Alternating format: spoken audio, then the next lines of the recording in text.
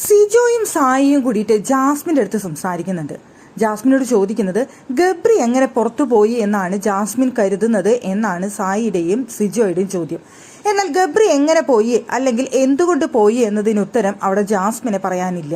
Jasmine പറയുന്നത് അവിടെ ഗബ്രി പോയിട്ടില്ല എന്നുള്ളതാണ്. ഗബ്രി അവിടെ സീക്രട്ട് റൂമിലാണ് എന്നാണ് ഞാൻ വിശ്വസിക്കുന്നത്.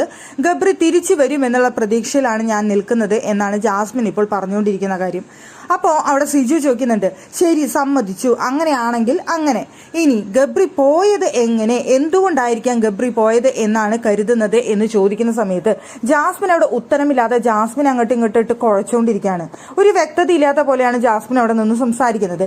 എന്നിട്ട് കുറേ തവണ ചോദിച്ചു കഴിഞ്ഞപ്പോൾ ജാസ്മിൻ പറയുന്നുണ്ട്, ചിലപ്പോൾ ഞങ്ങൾ തമ്മിലുള്ള എന്തെങ്കിലും ഒരു ഇത് ഇഷ്ടപ്പെടാഞ്ഞിട്ടായിരിക്കാം ചിലപ്പോൾ എന്നവിടെ ജാസ്മിൻ പറയുന്നുണ്ട്.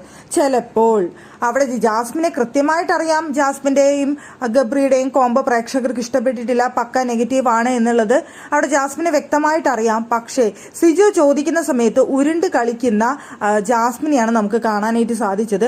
അവിടെ ജാസ്മിൻ കിടന്നിട്ട് ഉരുണ്ട് കളിക്കുകയാണ്. എന്തുകൊണ്ട് ഗബ്രി പോയി എന്നതിന് ഒരു ഉത്തരമില്ല. എനിക്ക് ഗബ്രി പോവുമെന്ന് ഞാൻ ചിന്തിച്ചിട്ടേ ഇല്ല.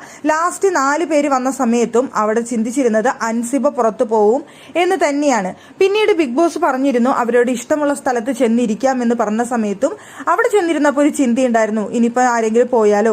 പക്ഷെ അപ്പോഴും ഗബ്രി പോകുമെന്ന് ഞാൻ വിചാരിച്ചിട്ടേ ഇല്ല.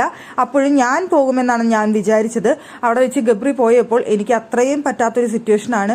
അവൻ ഒരിക്കലും പോവില്ല എന്ന് തന്നെയാണ് ഞാൻ വിചാരിക്കുന്നത്. അവൻ സീക്രട്ട് റൂമിലാണ്, അവൻ തിരിച്ചു വരും എന്നുള്ള പ്രതീക്ഷയിലാണ് ഞാൻ ഇരിക്കുന്നത് എന്ന് പറഞ്ഞുകൊണ്ട് ഇവരുടെ ചോദ്യങ്ങളിൽ നിന്നെല്ലാം ഒഴിഞ്ഞു മാറുന്ന ജാസ്മിനെയാണ് നമുക്ക് കാണാനായിട്ട് സാധിച്ചത്.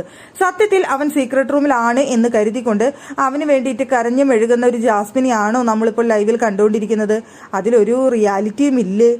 ജാസ്മിൻ എന്തായാലും അവസാന നിമിഷം ഒന്ന് പറയുന്നു, ചിലപ്പോൾ ഞങ്ങൾ തമ്മിലുള്ള ബന്ധം കൊണ്ടാവാം എന്ന് പറഞ്ഞുകൊണ്ട് ഒരു രക്ഷപ്പെടൽ സ്ട്രാറ്റജിയും കളിക്കുന്നുണ്ട്.